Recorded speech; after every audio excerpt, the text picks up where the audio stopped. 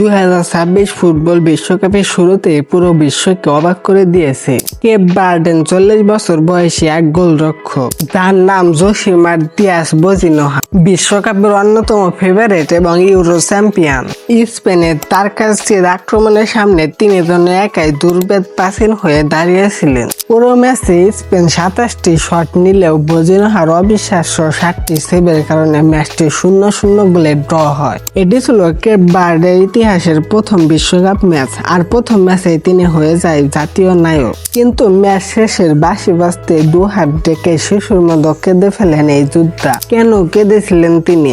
কারণ এই ঐতিহাসিক মুহূর্তে তার পাশে ছিলেন না তার জন্মদাত্রী মা। টাকার অভাবে মায়ের ভিসা করতে পারেননি তিনি। আজকের ভিডিওতে আমরা জানবো অভাবের সংসার থেকে উঠে এসে বিশ্ব মঞ্চ কাঁপানো গোলরক্ষকের অবিশ্বাস্য কষ্টের জীবন কাহিনী। ভিডিওটি 1 সেকেন্ডও না টেনে শেষ পর্যন্ত দেখতে থাকুন।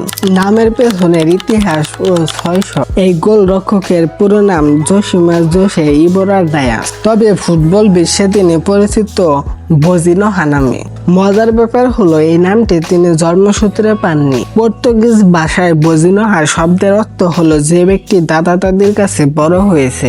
1986 সালে জন্ম নেওয়া এই ফুটবলারের বয়স যখন 8 বছর, তখন তার বাবা মারা যান। এরপর চরম অভাবে সংসারে খেয়ে না খেয়ে দাদা দাদির কাছে মানুষ হন তিনি। আর এই কারণে এলাকার মানুষ তাকে ভালোবেসে বজিনোহা নামে ডাকতে শুরু করেন, যা পরবর্তীতে তার স্থায়ী নাম হয়ে যায়। তার বাবা ব্রাজিলের কিংবদন্তি রাইট ব্যাক জোসিমার ভক্ত ছিলেন বলেই ছেলের নাম রেখেছেন জোসিমা। ফুটবলের হাতেখড়ি ও আন্তর্জাতিক ক্যারিয়ার। কেপ ভার্ডেন দরিদ্র অঞ্চল সাও ভিসেন্তে দ্বীপের ম্যান্ডেলো শহরে জন্ম নেওয়া বজিনোহা স্থানীয় ক্লাব বাটুকিতে তার ফুটবল ক্যারিয়ার শুরু হয়। নিজের প্রতিভা দিয়ে দেশের বিভিন্ন ক্লাবে নজর কাটেন তিনি। অবশেষে 2012 সালে ক্যামেরুনের বিক্ষোভে 2-0 গোলের ঐতিহাসিক জুন মাসে কেপ ভার্ডেন জাতীয় দলের হয়ে অভিষেক হয়। 2018 সাল থেকে তিনি খেলছেন পর্তুগালের 3য় বিভাগের একটি ছোট ক্লাব, কিন্তু ইউরোপে খেললেও আর্থিক সচ্ছলতা আসেনি তার জীবনে।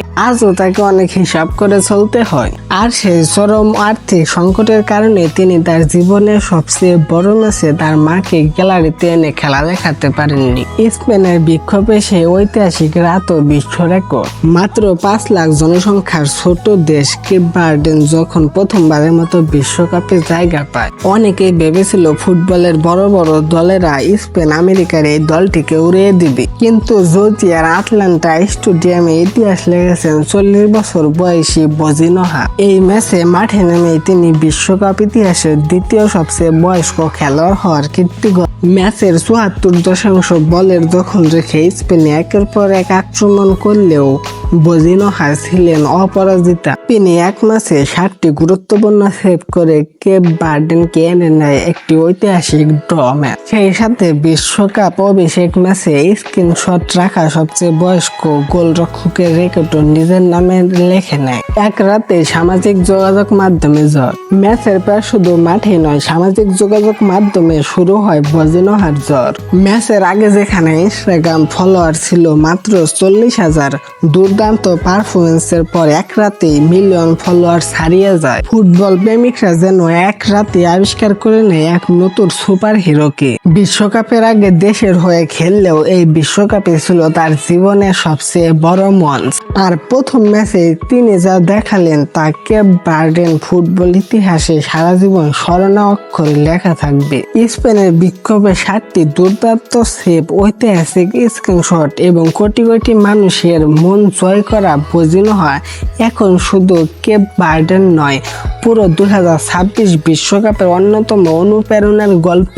বয়স যে কেবল একটি সংখ্যা এবং সততা ও চেষ্টা থাকলে যে কোনো বয়সেই স্বপ্ন ছোঁয়া যায়, তার প্রমাণ করলেন এই 40 বছর বয়সী গোলকিপার। সুপ্রিয় দর্শক, বজিনোহার এই অবিশ্বাস্য পারফরমেন্স এবং জীবন সংগ্রাম আপনার কাছে কেমন লেগেছে? তাকে আপনি 10-এ কত রেটিং দিবেন তা অবশ্যই কমেন্টে জানাবেন। ভিডিওটি ভালো লাগলে একটি লাইক দিবেন এবং সাবস্ক্রাইব করে আমাদের সাথেই থাকুন। ধন্যবাদ।